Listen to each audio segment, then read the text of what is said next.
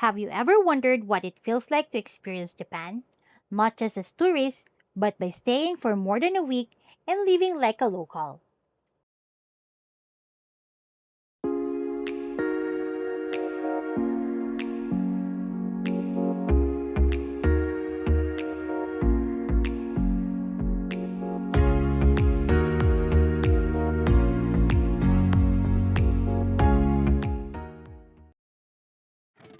Hi everyone, this is Kurtashing Adventures, and for this trip, we decided to do something different. Instead of hopping from one hotel to another, our family rented an entire house in Osaka and spent 10 days experiencing everyday life in Japan. Welcome to our temporary home in Nishinari Ward. It's a quiet residential neighborhood away from the busy tourist crowds. This wasn't just a place to sleep, it became our home away from home. Let us give you a quick tour of the house where we made unforgettable memories. As you can see, it's a two-story Japanese home with everything that we needed. There's a cozy living room where we relax after long days of exploring, a fully equipped kitchen where we prepared our meals, comfortable bedrooms, and enough space for our family to truly settle in. There's also a Japanese toilet and also a separate bath. There's also a laundry area and washing machine so we can wash our clothes when needed. One thing we really love about this Airbnb is its location. It was only about 10-minute walk to Tengachaya Station, which becomes our gateway to almost everywhere we wanted to visit. At first, we thought the daily walk might be tiring, but it actually became one of our favorite parts of the trip. Every morning, we'd walk through the quiet neighborhood together, watching locals start their day. Some were walking to the station just like us, while others rode their bicycle to work or to school. It gave us a glimpse of everyday life in Japan that you don't usually experience when you're staying in busy tourist districts. And along the way, we'd pass cozy local restaurants serving breakfast, small neighborhood shops, and several convenience stores that were just few minutes away from our house. So whether we needed snacks, drinks, desserts, or even something we forgot to buy, everything was within easy reach. It made our stay incredibly convenient and really added to that feeling of living like a local. On our first day, instead of rushing to tourist attractions, we headed to a nearby grocery store and we filled our basket with fresh vegetables, Japanese meats, snacks, drinks, instant noodles, eggs, bread, and basically everything we need for the next several days. Grocery shopping in Japan is an experience on its own. Everything looks fresh, beautifully packed, and there are so many unique products that we don't usually see back home.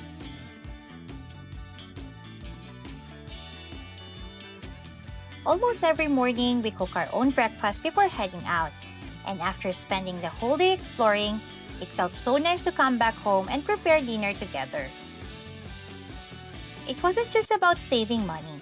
It actually made our trip feel slower, more relaxing, and more meaningful.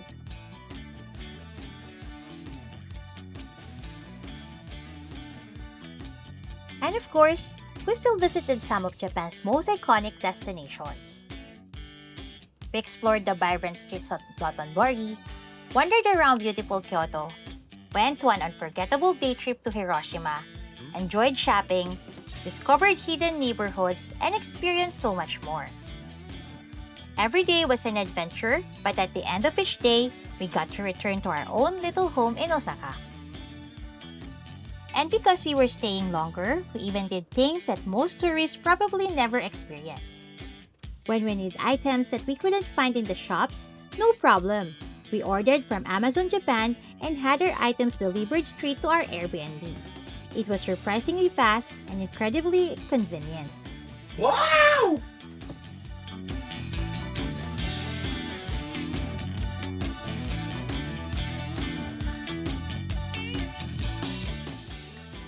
There are also days when we had already walked so much that we all wanted to do was to relax. So instead of heading out again for dinner, we ordered Uber Eats and had delicious meals delivered right to our doorstep. It was another fun way to experience everyday life in Japan.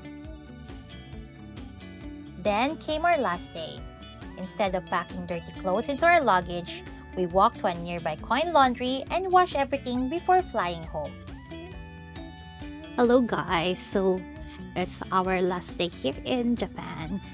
Tomorrow morning is our flight back to Hong Kong muna, and then Sunday we'll back to Manila. Pero ang last agenda namin dito sa Japan is to wash our remaining dirty clothes. Hindi siya magatutuyo agad dun sa washing machine sa Airbnb, kaya pupunta kami dito sa nearby laundry shop. Ayan, aking mga kasama. Dala ni Kurt yung aming laundry. Sobrang lapit lang naman ng laundry shop dito sa pinagstayan namin. Like 1 block away lang. Kaya nandito na kami. Ayan na, okay. So, mag-start na kami maglaba. So, mayroon ditong bilihan ng sabon kasi naiwan namin yung sabon namin. Jashing! Bibili na lang kami dito ng sabon. Ay, it's not working ata. Ayan, binalikan niya yung sabon namin kasi wala kami mabili dito. Ayan. Ayan na, dumating na yung sabon natin, kuya. Ikaw na. Ayan, mayroong mga dryer. Ito yung dryer dito. So, 100 yen per 10 minutes. Tapos, yung mga laundry naman, yung washing talaga, may 300 yen. Tapos, yung dito, yung mas smaller is 200 yen. Sarap! Yan, nahulog na yung 200 coins. So, mag-start na siya. So, habang nag-aantay kami ng laban namin, pupunta muna kami sa 7-Eleven. Magpo-food trip sa 7-Eleven. Sama namin kayo. Yan, dito tayo. Malapit lang din yung 7-Eleven sa amin. Dito lang siya.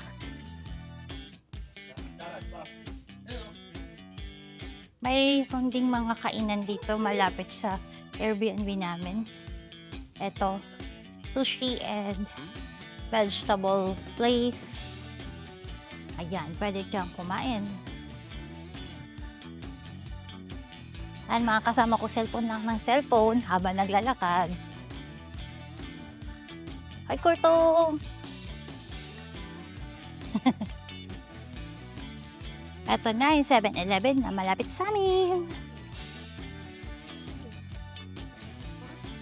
Dito sa 7-Eleven na to, may yung mga kailangan nyo sa toiletries, ayan. May napkin, may mga tissue, lahat ng kailangan nyo. May toothbrush din dito, mga makeup, toiletries, ayan. Kompleto sila dito. Tapos sa maganda dito, meron din silang ATM. Pwede kang mag-withdraw. And meron sila ditong printing service. So, pwede kayo mag-print. Pag may documents kayong kailangan i-print, pwede dyan. Tapos ano siya, Wi-Fi. So, pwedeng sa phone nyo, mapiprint nyo din dyan. And syempre, the usual mga food dito sa 7-Eleven. Daming kunin. Ewan ko Ash.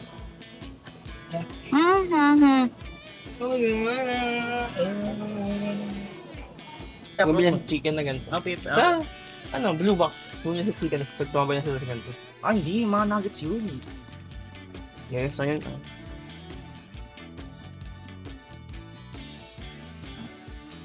Yung paligid ng aming Airbnb is very residential. Tapos merong school dito na malapit. May dentist, may public bath. Tapos, yun, may convenience store, may laundry area. At may malapit ding post office. Yung train station nga lang is parang mga 10-minute walk going to the train station. Pagkapagod na kami, nagtataksi kami pabalik. Pero every morning, nilalakad namin yun. Tapos pag maaga pa kami, naglalakad lang din kami. Pabalik sa Airbnb namin. So, meron dito vending machine sa labas ng labahan. Kaya bibili muna kami. Tea yan. Milk tea yan, milk tea. Milk tea. Mamaya, tea lang yan. Mami, milk tea nakalagay. Milk tea.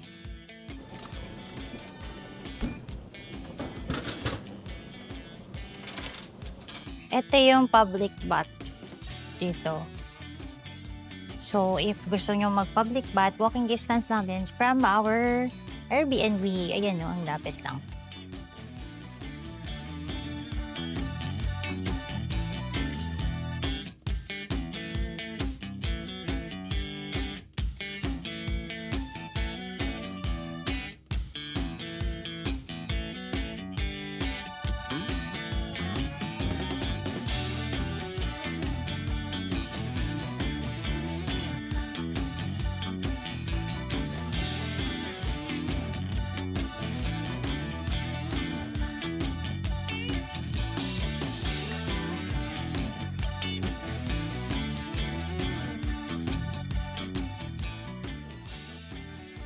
Hi guys! So, mag-check out na kami ngayon sa aming Airbnb kasi pupunta na kami sa airport going to Hong Kong.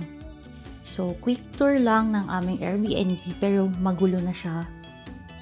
So, meron siyang kitchen. Ito yung kitchen area. So, kumpleto to. Ayan, nakapaghugas na kami ng mga pinggan, ng baso, kutsara, tinidor, may knife din. Tapos, ito yung lutuan. And then, may sink din siya. May hot and cold water yan. Ito yung para sa hot and cold water. Para sa control. Then, meron din ditong microwave. Merong electric kettle. And, syempre, yung ref. So, dito namin in-store yung mga food namin. As of now, may natira pa kaming rice, tsaka yung mga wet foods. Hindi pala wet foods. Mga fresh foods. Sibuyas, mga ganun. Hindi namin nagamit. And butter. Sa baba niyan is the freezer. Diyan nilalagay yung mga meat. Tapos, over here, ayan ang aming sala at dining area. Ito the dining area. Dito din kami nag-work. So, may 4 din na chair yung dining area. Tapos, sa living room, nandiyan dyan yung sofa. Malawak naman yung living room. And, mayroon siyang TV dito. Kaya lang walang Netflix kasi. Kaya hindi naman masyadong ginamit. And, ito yung CR area. So, meron ditong vanity mirror. Tsaka sink. Dito kami nagpo-brush ng teeth. Provided niya yung mga ibang amenities or toiletries. Meron ditong soap din. Tapos may mga toothbrush din na provided. Kaya lang may dala kasi kami kaya hindi namin nagamit lahat. And then, ito yung bath area. Sorry, magulo na siya. Ito yung bathtub. May hot and cold shower na din dyan. Tapos, ito yung panglinis. Meron na siyang vacuum, may mop. Kaya pwede kaming maglinis kapag ka nandito sa bahay. And this is the toilet area. Ayan. Sa second floor, akit tayo. Second floor naman, ito yung tulugan. Bedroom. So, may dalawa siyang bedroom.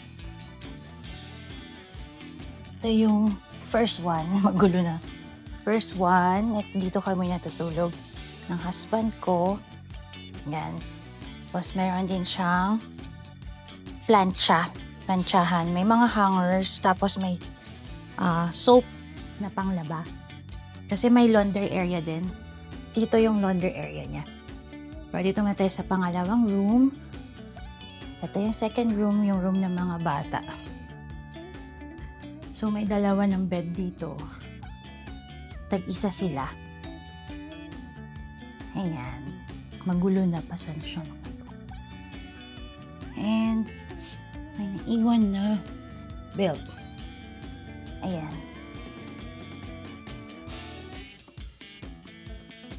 Tapos, siya, sliding door siya. Same with this one, sliding door din siya. Yan. yung laundry area niya. So may sampayan na din yun dyan sa labas. Simple travel? Yes. But somehow, those little moments, walking to the station every day, shopping for groceries, cooking meals together, waiting for deliveries, ordering dinner, and even doing laundry made us feel more connected to Japan than we ever expected.